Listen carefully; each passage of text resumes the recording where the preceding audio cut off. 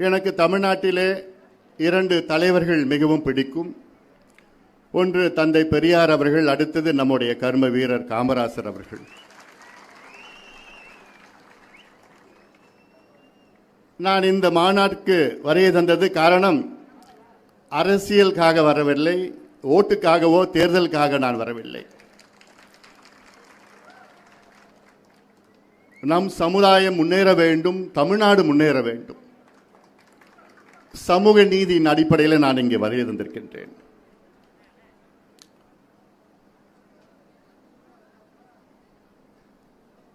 நம்முடைய கர்ம வீரர் காமராசர் அவர்கள் தமிழ்நாட்டிற்கு செய்த சாதனைகள் எல்லாம் எனக்கு முன்பு பலர் பேசியிருப்பார்கள்.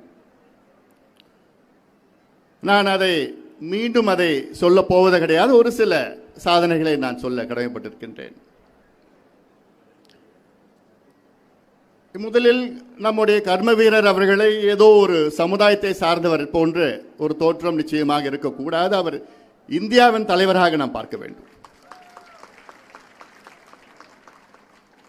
ஏனால் அவருக்கு முன்பு இங்கே ஆட்சி செய்த ராஜாஜி முதலமைச்சராக இருந்த நேரத்தில் குலத்தொழிலை கற்றுக் கொடுக்க வேண்டும் என்று அதற்கு திட்டங்கள் வகுத்தவர் ராஜாஜி அவர்கள். அதாவது நம்ம பிள்ளைங்கள்லாம் படிக்கக்கூடாது, பள்ளிக்கூடம் போகிறதுக்கு முன்பு 3 மணி நேரம் வேலை செய்யணும், பள்ளிக்கூடம் வெறும் 3 மணி நேரம், பள்ளிக்கூடம் முடித்தவுடன் 3 மணி நேரம் மறுபடியும் குலத்தொழிலை செய்யணும்னு ஒரு கட்டளை இட்டார். அந்த அடிப்படையில் 6000 பள்ளிக்கூடங்களை மூடியவர். ஆசிரியர்கள்லாம் வீட்டுக்கு அனுப்பிவிட்டார், பள்ளிக்கூடத்தெல்லாம் மூடிட்டார்.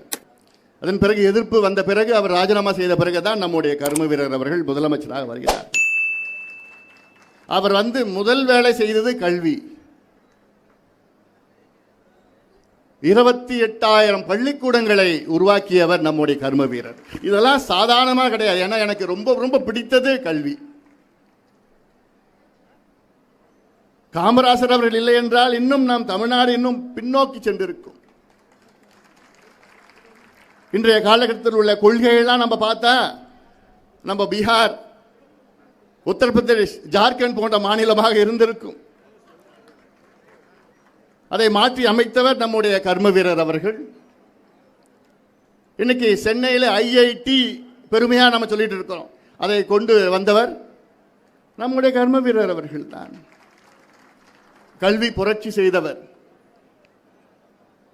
மதிய உணவு அதெல்லாம் உலகத்தில் யாரும் அதை சிந்திக்க கூட இல்லை. அந்த காலத்தில் நம்ம பிள்ளைங்க பசியோடு படிக்க முடியாது, பள்ளிக்கூடத்தில் உணவு கொடுப்பது என்று இது உலக புரட்சி. அதை செய்தவர் நம்முடைய கர்ம வீரர் அவர்கள். எத்தனையோ கல்லூரியில், எங்கள் ஊரில் திண்டிவனத்தில் ஆர்ட்ஸ் காலேஜ் இருக்கு, அதை திறந்து வைத்தவர் காமராசர் அவர்கள் தான் திறந்து வைத்தவர். அதே போன்று தொழில் புரட்சி செய்தவர். இன்னைக்கு தமிழ்நாட்டில் இருக்கிற தொழிற்சாலைகள் பார்த்தீங்கன்னா அது Salem steel plant, Avadi tank factory, Perambur railway coach, இல்லை பிஹெச்இஎல் பெல் ஃபேக்டரி, என்எல்சி நிர்வாகம், இந்துஸ்தான் போட்டோ ஃபிலிம்ஸ், இப்படி எல்லா தொழிற்சாலைகளை கொண்டு வந்தவர் கர்ம வீரர் அவர்கள். அதன் பிறகு நீர் மேலாண்மை புரட்சியை செய்தவர். எனக்கு ரொம்ப பிடித்தது அதுதான்.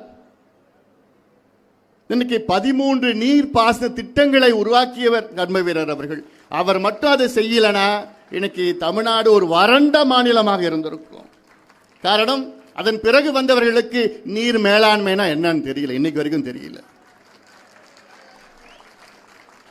என் மனசுல நிறைய இருக்கு. அதனால் அது அரசியல், இது சமூக நீதி மாநாடு.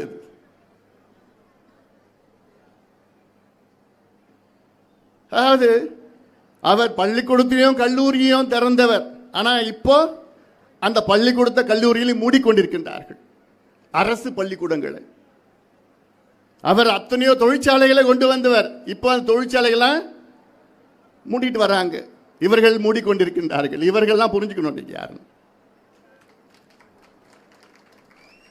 கர்ம வீரர் அவர்கள் புதிய நீர் பாச திட்டங்களை உருவாக்கியார்.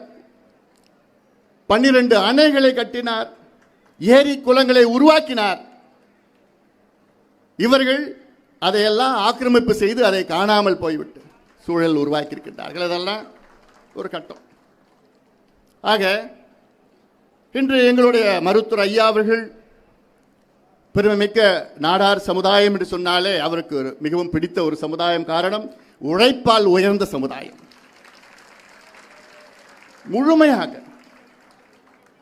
150 ஆண்டுகளுக்கு முன்பு நம்முடைய பெருமைமிக்க திருச்செந்தூர் முருகன் கோயில் உள்ள போகக்கூடாது, நாடார்கள் அங்கே செல்லக்கூடாது என்று சட்டம் இருந்தது.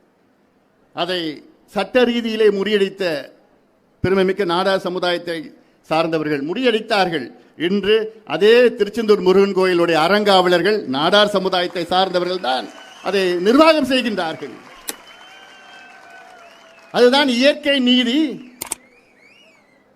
இது உழைப்பால் வந்தது, வேற எதுவும் வரல, உழைப்பால் வந்தது. உங்களை வழி நடத்த அந்த காலத்திலிருந்து பெருமைமிக்க இந்த சமுதாயத்தை சார்ந்த பெருந்தலைவர்கள் எல்லாம் உங்களுக்கு வந்திருந்தார்கள். அதை நீங்கள் கொடுத்து வைத்தவர்கள்.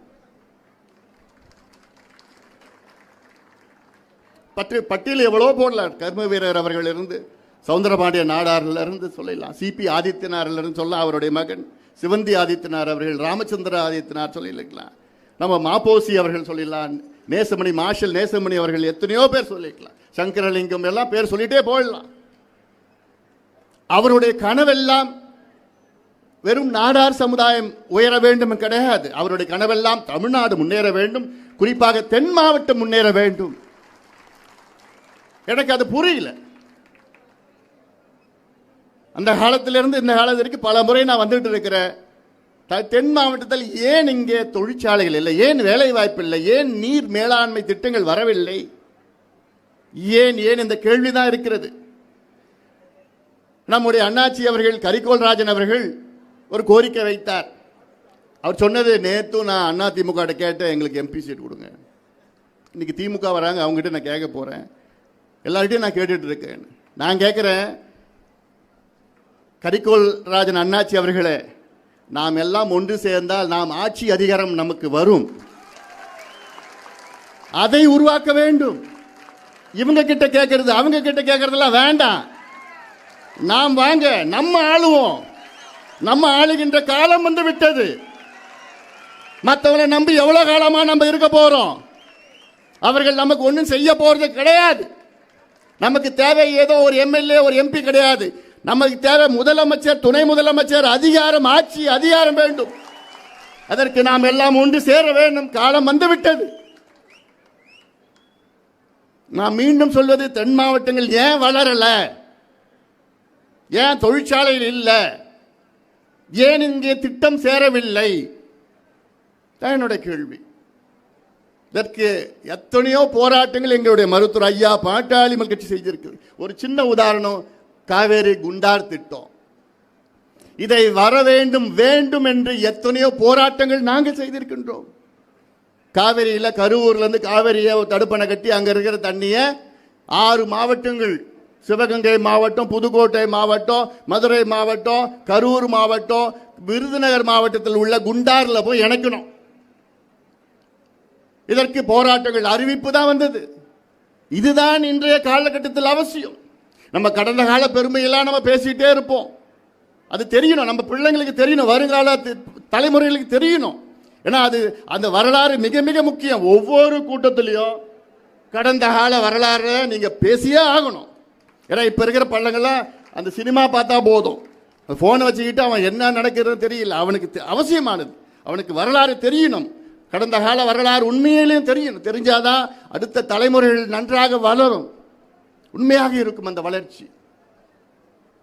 அதே போன்று எத்தனையோ சமீபத்தில் ஒரு வெள்ளம் வந்தது பார்த்தீங்க.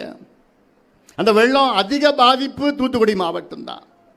திருநெல்வேலியில் ஓரளவுக்கு பாதிப்பு, திருநெல்வேலியில் பாதிப்பு, தாமிரபரணி ஆற்றின் அது வெள்ளம் அந்த கரையோரத்தில் அது பாதிப்பு. ஆனால் தூத்துக்குடியில் மழையினால பாதிப்பு. இது போன்ற ஒரு பாதிப்பு நான் பார்த்தது கிடையாது. 6 நாளுக்கு பிறகு அங்கே தூத்துக்குடி நகரத்துக்கு நான் போறேன். 6 நாளுக்கு பிறகு அந்த தூத்துக்குடி நகர், அது மாநகராட்சி, அது அந்த நகரத்துக்கு உள்ள 2 பிரதான சாலையில தான் என்னால் போக முடியுது. மற்ற சாலைகள் தண்ணி தேங்கிட்டு இருக்கு, நின்றுட்டு இருக்குது. சென்னையில் 2 நாள்ல தண்ணி அப்புறப்படுத்திட்டாங்க. என்எல்சியிலேருந்து பெரிய ராட்சச பம்ப்லாம் கொண்டு வந்து அப்புறப்படுத்திட்டாங்க. ஆனால் இங்கே ஒன்றுமே யாருமே கிடையாது. கிராமத்துக்கு 10 நாளுக்கு பிறகுதான் போறாங்க. இதெல்லாம் எனக்கு ரொம்ப பதட்டமா இருந்தது. நான் ஒவ்வொரு பேட்டியிலும் நான் சொன்னேன், உலகத்தில் வாழ்கின்ற அத்தனை தமிழர்களே, தூத்துக்குடி மாவட்டத்து மக்களுக்கு உதவி செய்யுங்கள், வாங்க எப்படியாவது உதவி செய்யுங்க. ஏன்னா சென்னைனா எங்க இருந்தோ உதவி வருது, ஆனா இங்க கேட்பதற்கு ஆள் கிடையாது. அதே வேளையிலே அது தூத்துக்குடி திருநெல்வேலி மாவட்டத்தில் நான் தாமிரபரணியை பாதுகாப்போம் சொல்லிட்டு பாபநாசம் இருந்து புன்னக்காயல் வரைக்கும் 2 நாள் சுற்றுப்பயணம் நடைபயணம் போயிட்டு விழிப்புணர்வு ஏற்படுத்தின அந்த தண்ணியை நமக்கு திருப்பி விடணும். தாமிரபரணி, நம்பியாறு, கருப்பாறு, பச்சையாறு, எலுமிச்சாறு, கோரையாறு இதெல்லாம் இணைக்கணும். இதெல்லாம் காலத்தின் கட்டாயம், அவசியம். இது காலநிலை மாற்றம், பருவநிலை மாற்றம், கிளைமேட் சேஞ்ச், குளோபல் வார்மிங், இதெல்லாம் நீங்க அவசியமா தெரிஞ்சுக்கணும். அவசியமா தெரிஞ்சுக்கணும். நீங்க எல்லாம் உங்க பிள்ளைகள் தெரிந்து கொள்ள வேண்டும். ஏன்னா நம் எதிர்காலத்தில் உள்ள மிகப்பெரிய சோதனை இதனால் தான் வர இருக்கிறது. Climate change, global warming. மழை இருக்க போறது கிடையாது. இப்ப 2 வருஷம் மழை வந்தது, வரும் அடுத்த 10 ஆண்டுகள் மழையே இருக்க போறது இல்லை. பஞ்சம் வரப்போகுது, உணவு பற்றாக்குறை எல்லாம் பஞ்சம் வரப்போகுது, மிக மோசமாக இருக்கு. அதுக்கு திட்டங்கள், மிட்டிகேஷன், அடாப்டேஷன், முன்னெச்சரிக்கை திட்டங்கள், இதெல்லாம் திட்டங்கள். எப்போ அந்த காலத்திலே நம்முடைய கர்ம வீரர் அவர்கள் வகுத்த திட்டங்கள், 13 திட்டங்களை கொடுத்தார். அதன் பிறகு வந்தவர்கள் ஒரு திட்டம் கூட ஒன்று கொடுக்கலையே, இருக்கிற திட்டத்தை ஒன்றும் நிறைவேற்றலையே. ஒவ்வொரு மாவட்டத்திலையும் ஒரு திட்டம் இருக்கிறது. இதைத்தான் எதிர்பார்க்கின்றோம், இதைத்தான் எங்களுக்கு வேண்டும் என எங்களுக்கு கோரிக்கையாக வைத்திருக்கின்றோம். அதனால தான் மீண்டும் மீண்டும் சொல்கின்றேன், வாங்க நம்ம எல்லாம் ஒன்னா சேரணும். சேருகின்ற காலம் வந்துவிட்டது. நாம் ஆள வேண்டும். ஏதோ அந்த சீட்டு இந்த சீட்டு அதெல்லாம் வேண்டாம், நம்ம ஆளணும். அவர்கள் ஆண்டது போதும், வாய்ப்பு கொடுத்தாச்சு, நிறைய வாய்ப்பு கொடுத்தாச்சு. அடுத்தவர்கள் ஆண்டு ஒரு 5 ஆண்டு காலம் ஆண்டு பார்ப்போமே, பார்க்கலாமா? அவ்வளவுதான். ஒரு 5 ஆண்டு காலம் சரியில்லைனாலும் ஒதுங்கி போறோம். நம்ம 50 ஆண்டு காலம் ஆண்டுட்டாங்க, ஒரு 5 ஆண்டு காலம் ஆண்டு பார்ப்போம். நிச்சயமாக வித்தியாசமான திட்டம். எங்களுடைய நோக்கம் எல்லாம் வளர்ச்சி திட்டம். அவ்வளவு வளர்ச்சி, அமைதியான முறையில் வளர்ச்சி இருக்க வேண்டும், அமைதியான முறையில் வளர்ச்சி இருக்க வேண்டும். சமூக நீதி. இப்போ சமீபத்தில் சாதிவாரி மக்கள் தொகை கணக்கெடுப்பு நடத்த வேண்டும் என்ற ஒரு கருத்தரங்கம் நடத்தினோம். சென்னையில் நடத்தினோம், மதுரையில் நடத்தினோம், கோவையில் நடத்தினோம், அப்புறம் வேலூரில் நடத்தினோம், சிதம்பரத்தில் நடத்தினோம். அப்போ மதுரையில் நடத்தும் பொழுது நம்முடைய அண்ணாச்சி அவர்கள், கரிகோல்ராஜன் அவர்கள் வந்தார். அவ்வளோ தெளிவாக, அவ்வளோ அருமையாக பேசினார், கோர்வையாக, அவ்வளோ உண்மையான பேச்சு. எனக்கு ரொம்ப பிடிச்சது அந்த பேச்சு. எனக்கு இன்னைக்கு சாதிவாரி கணக்கெடுப்புனா என்ன, அந்த சாதின்னு அந்த வார்த்தை நிறைய பேருக்கு ஐயோ சாதியா, சாதி வச்சுதான் அவங்க அரசியல் பண்றாங்க. ஆனா அந்த சாதிக்கு இவங்க எதுவும் செஞ்சது கிடையாது, அதை வச்சுதான் அரசியல் பண்ணிட்டு இருக்காங்க. நான் கேட்கறது, சாதிவாரி மக்கள் தொகை கணக்கெடுப்புனா என்ன? இன்னைக்கு இடஒதுக்கீடு என்பது சாதியின் அடிப்படையில் தான் இடஒதுக்கீடு நமக்கு கிடைக்குது. மத அடிப்படையிலையோ, மொழியோ, இனமோ, மாநில அடிப்படையிலாம் கிடையாது, சாதி அடிப்படையில் கிடைக்குது. அந்த இடஒதுக்கீடு, அந்த கணக்கெடுப்பு 1931 வெள்ளையர்கள், வெள்ளைக்காரன் எடுத்துட்டு போனாங்க. கடைசியில் 92 ஆண்டுகளுக்கு முன்பு வெள்ளையர்கள் அந்த கணக்கெடுப்பு நடத்தினாங்க. அந்த கணக்கு வச்சுதான் இன்னைக்கு வரைக்கும் இடஒதுக்கீடு வழங்கிட்டு வராங்க. எங்களுடைய கோரிக்கை என்ன? இன்னைக்கு கணக்கெடுப்பு நடத்துங்க. இந்த 92 ஆண்டு காலத்தில் எந்தெந்த சமுதாயம் முன்னேறி இருக்குது, எந்த சமுதாயம் பின்தங்கி இருக்கிறது, எந்த மோசமாக இருக்கிறது, அதுதான் நாங்கள் கேட்கிறோம். இதைத்தான் பீகாரில் நடத்தினார்கள். பீகாரில் நடத்தி அங்கே இடஒதுக்கீடு கிட்டத்தட்ட 15 விழுக்காடு உயர்த்தியிருக்கின்றார்கள். 60 விழுக்காடு, இன்னைக்கு 75 விழுக்காடு இடஒதுக்கீடு உயர்ந்திருக்கிறது. அந்த இடஒதுக்கீடு மட்டுமல்ல, அங்கே பீகாரில் கிட்டத்தட்ட 94 லட்சம் குடும்பங்கள் மாதம் வருமானம் 6000 ரூபாய்க்கு குறைவாக இருக்கிறது என்று கண்டறிந்து அந்த 94 லட்சம் குடும்பத்திற்கு 2 லட்சம் ரூபாய் ஒதுக்கீடு, ஒவ்வொரு குடும்பத்திற்கும் ஒதுக்கீடு செஞ்சிருக்கின்றார்கள். இதுதான் உண்மையான சமூக நீதி. ஆனா இன்னைக்கு வரைக்கும் அதை பத்தி ஒரு வார்த்தை கூட பேச மாட்டாங்க, ஒரு வார்த்தை கூட பேச மாட்டாங்க. எல்லா மாநிலத்திலும் எடுத்துட்டாங்க. ஆந்திராவில் எடுத்துட்டு இருக்கிறாங்க, கர்நாடகாவில் முடிச்சுட்டாங்க, தெலுங்கானாவில் அடுத்த வாரம் அறிவிக்கிறாங்க, பீகாரில் எடுத்து முடிச்சுட்டாங்க. எல்லாம் இருக்கு. அது அவசியமானது.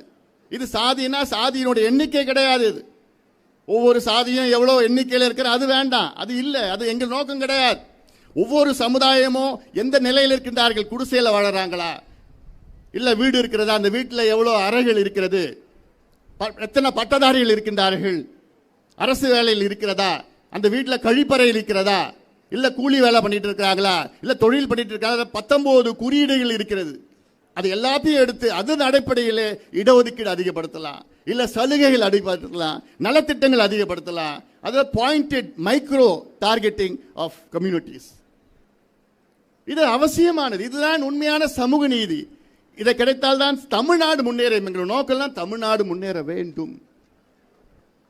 அதுதான் நம்முடைய நோக்கம். அதுதான் நம்முடைய கர்ம வீரர் காமராசர் அவர்களுடைய நோக்கம். இன்னைக்கு பாட்டாளி மக்கள் கட்சி தவிர எந்த கட்சியாவது காமராஜர் ஆட்சி வேணும்னு கேட்டுட்டு இருக்காங்களா? நாங்க தான் கேட்கிறோம். காங்கிரஸ் கூட மறந்துடுச்சு. எத்தனையோ முதலமைச்சர் அவருக்கு பின்னாடி வந்தாங்க. அந்த முதலமைச்சர் பேரை சொல்லி அந்த முதலமைச்சர் ஆட்சி வேணும்னு யாராவது கேட்டிருக்காங்களா இது வரைக்கும்? இல்ல. இன்னும் காமராஜர் ஆட்சி. ஏன்? மிக மிக நேர்மையான ஆட்சி நடந்தது. மிக மிக நேர்மையான ஆட்சி நடந்தது. உணர்வுபூர்வமான ஆட்சி. எங்களுடைய மருத்துவர் ஐயா பல முறை சொல்லியிருக்கிறார். இன்னைக்கு அவர் ஒரு மருத்துவராக, ஒரு டாக்டராக இருக்கிறது காரணமே நம்முடைய காமராசர் அவர்கள் தான் காரணம் சொல்லி கஷ்டப்பட்டு படிச்சாரு. படிச்சு அந்த காலத்தில் இன்டர்வியூக்கு போனோம். எக்ஸாம் எழுதிட்டாரு, பாஸ் பண்ணிட்டார். இன்டர்வியூ போனோம். அப்போ இன்டர்வியூவில் தான் டாக்டர் தேர்வு பண்ணுவாங்க. அந்த இன்டர்வியூ பேனலில் ஒருத்தர் இருந்தார். அந்த இன்டர்வியூ பேனலில் அவர் காசு 500 ரூபாய் கேட்டாரா, லஞ்சம் கேட்டாராம். எங்களுக்கு ஐயா கிட்ட 100 ரூபாய் கூட இல்லை, 50 ரூபா கூட இல்லை. இப்போ உடனடியாக ஐயா அவர்கள் வந்துட்டார். கிடைக்காதுன்னு வந்துட்டார். அதுக்கு பிறகுதான் காமராசர் அவர்களுக்கு தெரிஞ்சு, ஓஹோ இவன் காசு வாங்குறானா, உடனே அவனை நீக்கி மீண்டும் அந்த இன்டர்வியூ கண்டக்ட் பண்ணி அதில் தான் எங்கள் அப்பாவுக்கு எம்பிபிஎஸ் கிடைச்சது.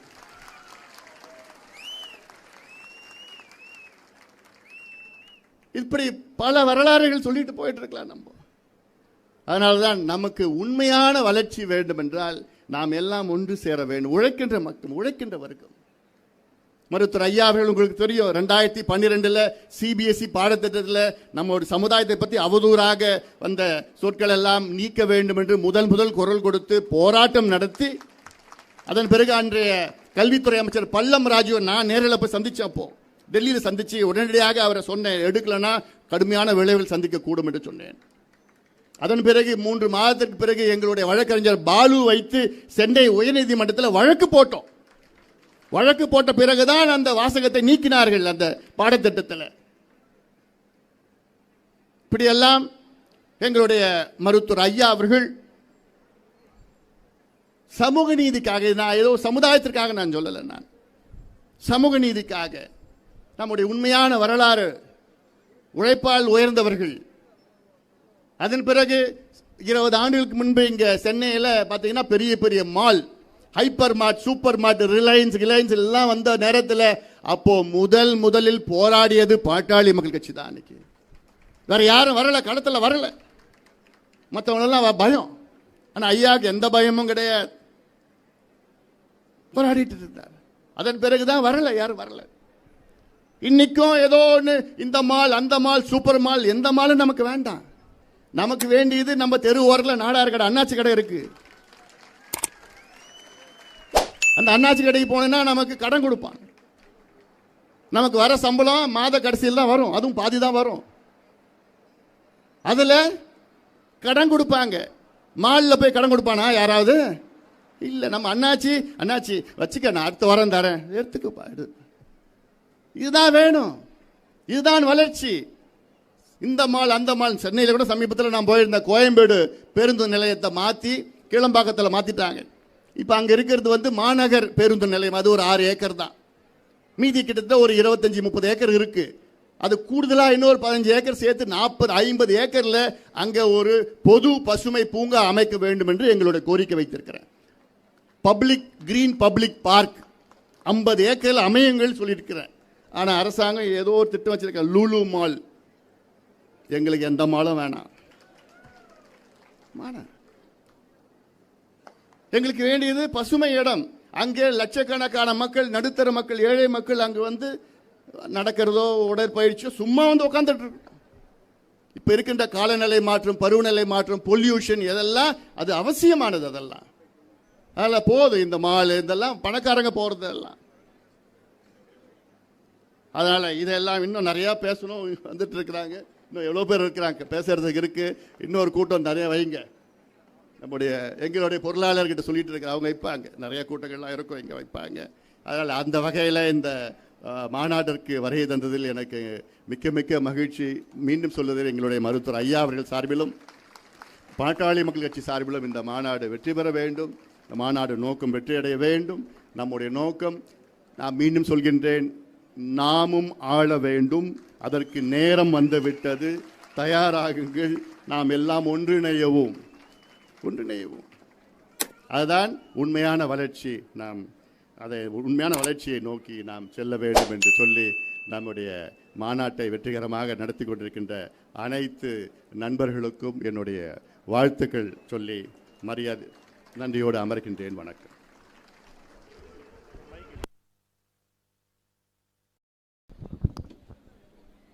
நன்றி மருத்துவர் அவர்களுக்கு. நமது பொதுச் செயலாளர் அவர்களுக்கு பொன்னாடை அணிவித்து தனது